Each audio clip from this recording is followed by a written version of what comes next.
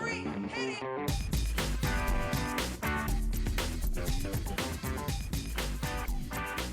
Good morning, good afternoon, good evening, and welcome to today's Caffeine for the Soul. And today I wanted to talk about kind of one of my projects for the year, one of my reminders to myself, which I think is helpful to anyone who's walking this kind of path of spiritual awakening in the practical world.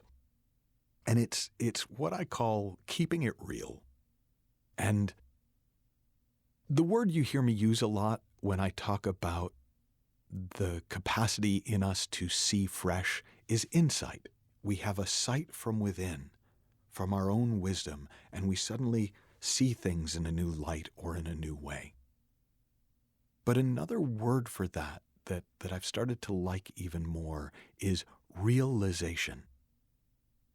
When you start to see the reality of something that maybe was just conceptual to you before, then it does something for you. It becomes real to you. You're no longer continually questioning it or only addressing it conceptually. And one of my favorite stories comes from one of my early apprentices, and he's now a very successful author and teacher of this in his own right, Jamie Smart.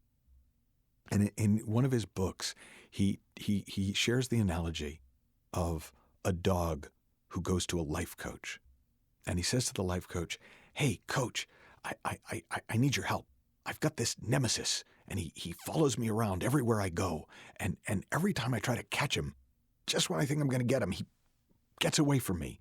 And so I need to help getting faster so that I can catch him. And I need some creative ideas on how to be sneakier, because sometimes I sneak up on him, but still just when I'm about to get him, it's like he knows I'm coming and he gets away. So I need sneaky coaching, and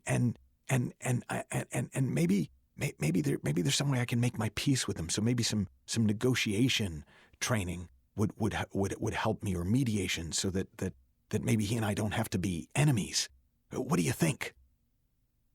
Now, if the coach is a transformative coach, if the coach has eyes for it, what the coach will say to the dog is, "Look, I don't know how to tell you this, buddy, but that's your tail. That's not a nemesis. That's just your own tail." And if the dog realizes that, if the dog has a realization that what he thought was chasing him was just his own tail, the dog will feel a bit sheepish, right? That if dogs can feel sheepish, the dog will kind of, "Oh, I can't believe I did that. Oh my God, that's so silly." And it will really, genuinely never bother him again. And in fact, often when he thinks about it, it will be with a kind of an amusement. And like, "Oh God, I almost fell for it again." But if the dog doesn't realize it, if the dog gets it conceptually, the dog understands that it's his tail intellectually, then the next set of questions the dog's going to have for the coach is, so are there strategies to remind myself that it's my tail? Are there ways that even though it's my tail, I could still learn to love my tail? Are there, and so many of the strategies we look for to help us in our own learning, in our own evolution, in our own spiritual practice are because we haven't really realized what we're looking for. We've just conceptualized it. We don't really have a living, breathing experience of it.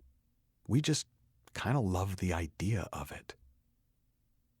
But it's an entirely different conversation when it's about something real than when it's about a really cool theory, when it's about a really cool concept.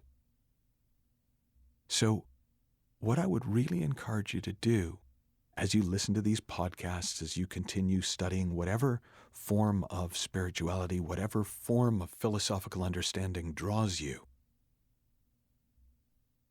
is it real for you? Is it just the way things are? Or is it a really important belief, a really valuable theory, a really practical premise from which you'd like to operate more of the time? And the more you can get real, the more you can keep it real, the more of an impact it will have on you. And if there was one thing that marked the difference in my experience between people who've genuinely had their lives changed and impacted through the inside-out understanding, through the three principles, and people who kind of keep coming round because they know there's something there, but it hasn't really done it for them, it's this. It hasn't yet made the transition from concept to reality, from theory to reality, from belief to truth. Now, how do you do that? Well, you can't, because something's either real or it isn't. But if you stay in the conversation, if you keep looking with the intention of seeing what is real beyond my thinking, what would be real regardless of my thinking, that reality, that truth will profoundly impact you. And the more you live from your realization, from that which is real to you, and the less you worry about your conceptualization and your articulation, not only will your life become more and more beautiful, more and more peaceful, more and more gentle, but the impact you have on others, whether you intend to have an impact on others or not, will dramatically increase, because they will sense that aliveness in you, that realness in you, that knowing in you, that certainty in you. And in and of itself, that will not just draw them to you, it will awaken that in them. Have fun, learn heaps, keep it real, and I'll talk with you soon.